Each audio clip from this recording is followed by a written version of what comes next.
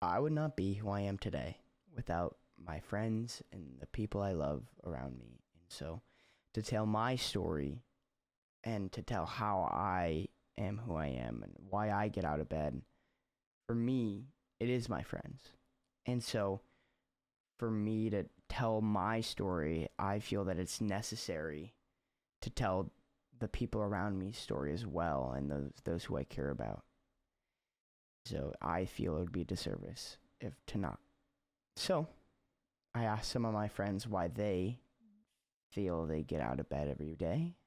And here are some of my favorite clips that I found throughout our time recording and throughout the conversations that I've had making this video.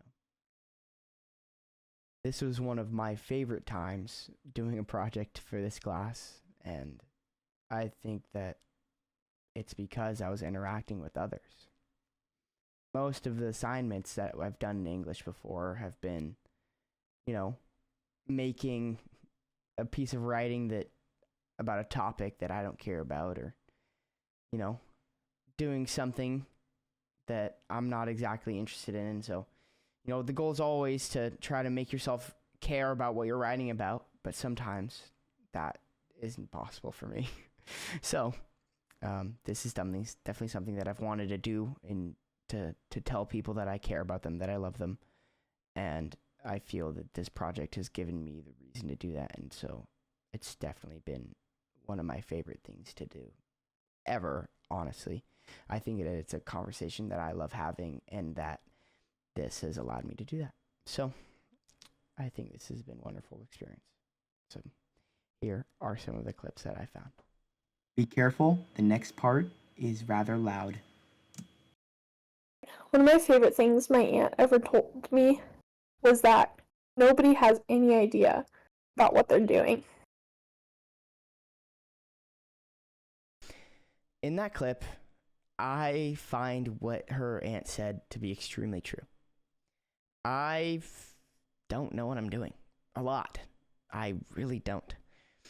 I'll seem like I know what I'm doing, but I'm really most of the time unsure of myself. Unsure if what I said was correct, or unsure if whatever I'm trying to get across is the right thing to say in the moment. Like, for example, in calculus, if somebody asks me a question, I may give them an answer, but I don't know. I could be fully wrong. I could have made a mistake here, or, I could have made a mistake anywhere. But it is something that you have to, you almost have to fake it. When people ask, people don't really ask, but, sometimes people wonder how I'm always happy all the time. And I find it to be a lot of the time because of me trying to fake it. It's something that it came natural to me. And so when I'm doing it, I'm not necessarily thinking about faking it, but, I especially feel when I'm faking it when I'm sad and I don't feel like doing it, but I have to do it anyways to keep up the appearance that I'm a happy person, even though obviously nobody's happy all the time. It can certainly be hard sometimes. When you see him happy all the time, nobody really thinks about you being sad and how sometimes it can be extremely draining. But there's definitely some things that I've gone through that aren't fun and certainly are still lingering, and I'll probably have to go to therapy when I'm older, or probably should be now. But besides the point, there are things, everybody has things that haunt them or that they think about late at night and that they still think about every day. And that's just something that most people have to deal with. And it's not something that can't happen to anybody. This next clip is from a former Ballard student named Madison.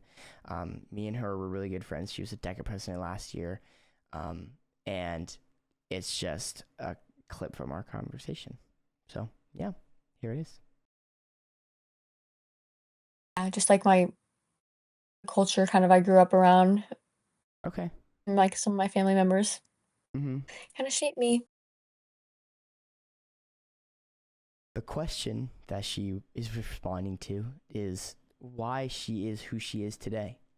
And I asked everybody both questions of why do you get out of bed every day and why you are who you are. Mostly because I think a lot of my answer to both is my friends. And also, like she said, is my family. Seeing my mom owns her own business, and seeing her get up and go to work and grind every day is something that I think I ignore, or not ignore, but don't see a lot. You know, I see it, but I don't recognize it. And she doesn't take any day off. She doesn't take any days off. She's always grinding. And it's something that I think I almost take for granted, that she's willing to work so hard just for, not just for me, but for our family.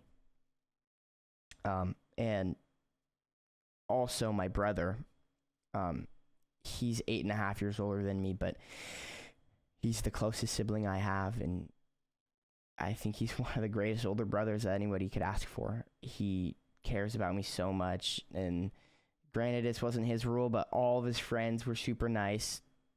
Maybe it's because my parents made a rule that if they were mean, they couldn't come around, but all of his friends were always the best, and I think that he allowed me to be around them even as this young child, and being around a bunch of high schoolers, I thought that it was just the greatest time.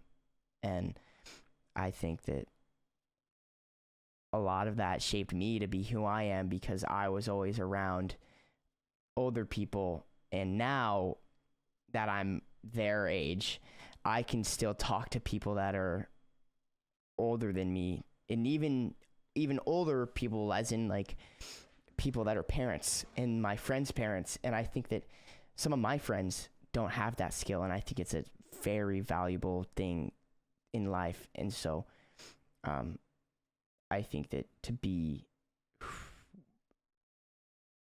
where I am today is a lot.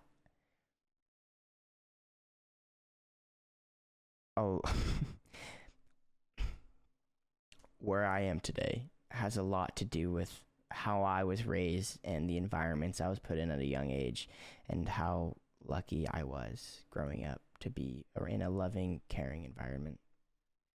Our next clip comes from my friend Graham, who I've spent the last 3 years getting to know, and it's like I've known him a lifetime. He's one of my best friends, and here's what he has to say about why he gets up every morning.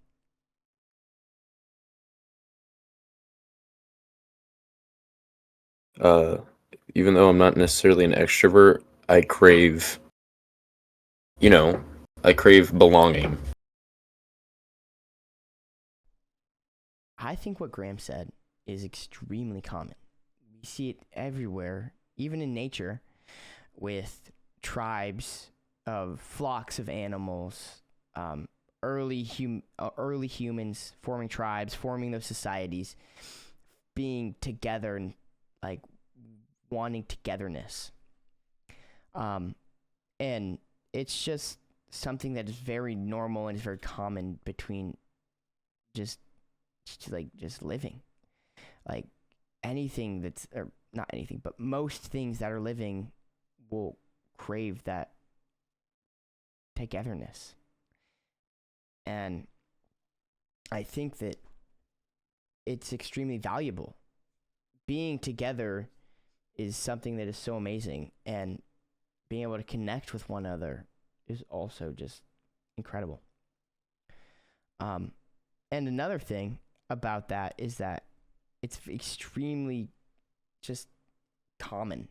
Like, I know I already said that, but when I was a child in preschool, my grandma tells me that there was a girl that I had a crush on, and she said that she was going on a play date with another guy, and when my grandma asked me about it, I got visibly angry, and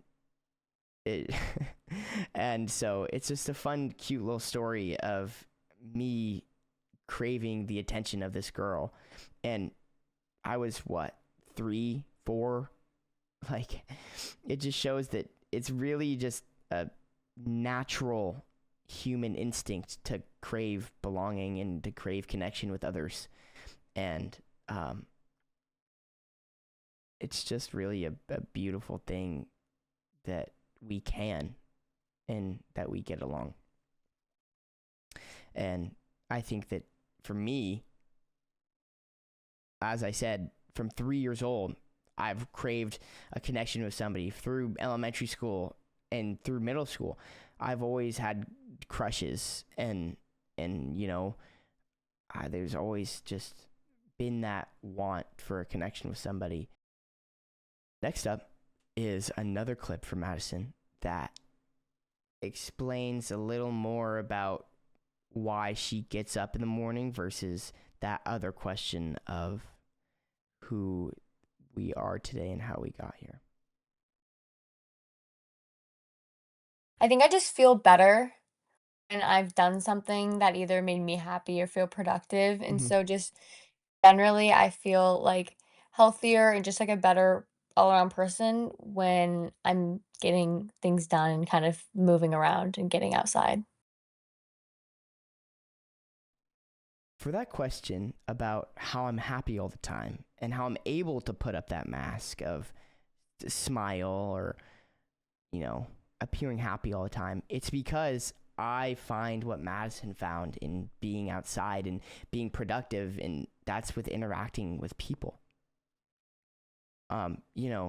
If people want to be happier, you have to find your thing. It's not going to be being productive. It could, but you can't ask others what theirs is and then copy, and you won't find the same success.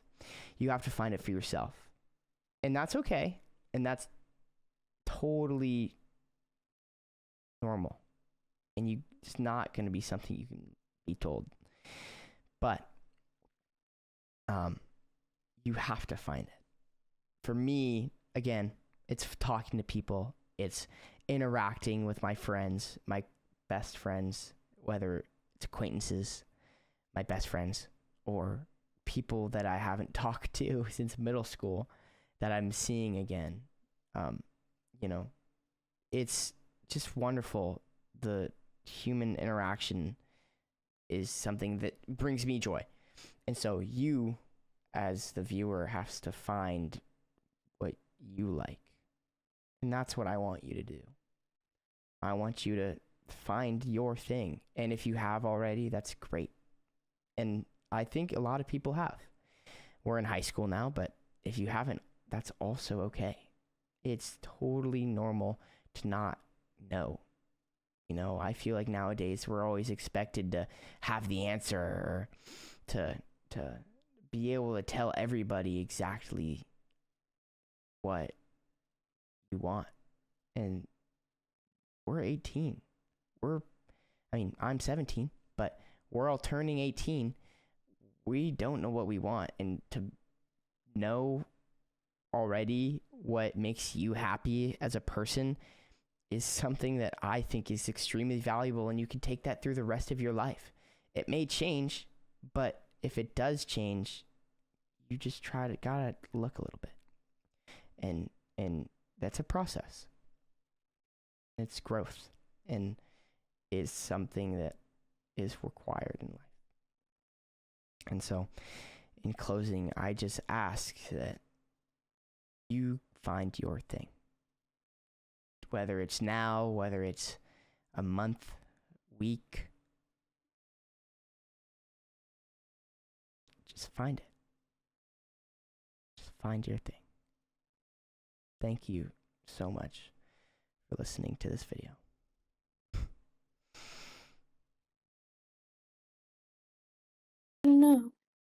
Food also motivates me pretty good. Food? Yeah, food. I love food.